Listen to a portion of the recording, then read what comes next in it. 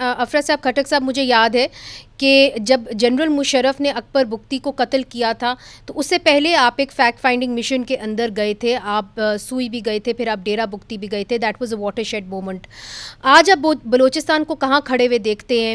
اب یہ ریاست نے تو فیصلہ کر لیا ہے کہ جی ہم ایک ہارڈ اسٹیٹ بنیں گے. انہوں نے یہ بھی کہہ دیا ہے کہ جو بھی ہندوستان کے پراکسیز ہیں اس کے اندر وہ مہارنگ بلوچ کو شامل کرتے ہیں, ان کی کوئی بھی ٹالرنس نہیں ہوگی.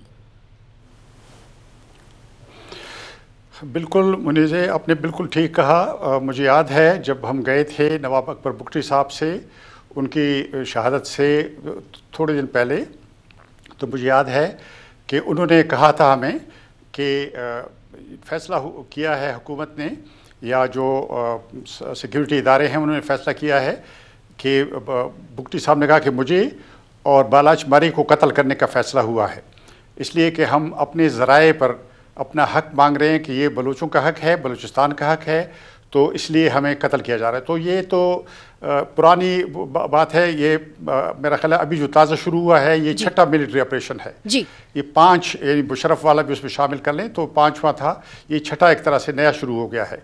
تو یہ بلوچستان کا مسئلہ سیاسی ہے. اس وقت پاکستان میں مشکل یہ ہے کہ جمہوریت کمزور پڑ گئی ہے, آئینی نظام تقریباً ختم ہو گیا ہے. آپ اگر غور سے دیکھیں تو فیصلے کون کر رہا ہے؟ فیصلے آپ دیکھیں ایپیکس کمیٹی میں فیصلے ہوتے ہیں, خارجہ پالیسی پر بھی بحث ہوتی ہے, اکانومی پر بھی بحث ہوتی ہے.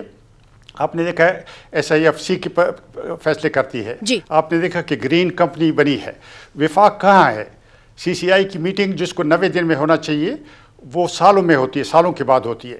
تو اصل میں پاکستان میں آئین کی حکمرانی کے خاتمے کا جو سب سے بڑا نقصان ہے وہ بلوچستان کو ہوا ہے, پختونخوا کو ہوا ہے, گلگت بلتستان کو ہوا ہے, جو محکوم اور مغصوب علاقے جن پر تشدد ہوا ہے اور جن پر جبر مسلط کیا گیا ہے. تو یہ جو بلوچوں کے خلاف ایک طرح سے جنگ کا اعلان ہوا ہے یہ بالکل فیڈریشن کے لیے نقصان دہ ثابت ہوگا. اور تاریخ کا تجربہ ہے کہ سیاسی مسئلوں کا کوئی فوجی حل نہیں ہوتا, سیاسی مذاکرات سے مسئلے حل ہوتے ہیں, اور اس کے نتیجے میں پاکستان پہلے ہی ایک دفعہ نقصان بھگت چکا ہے.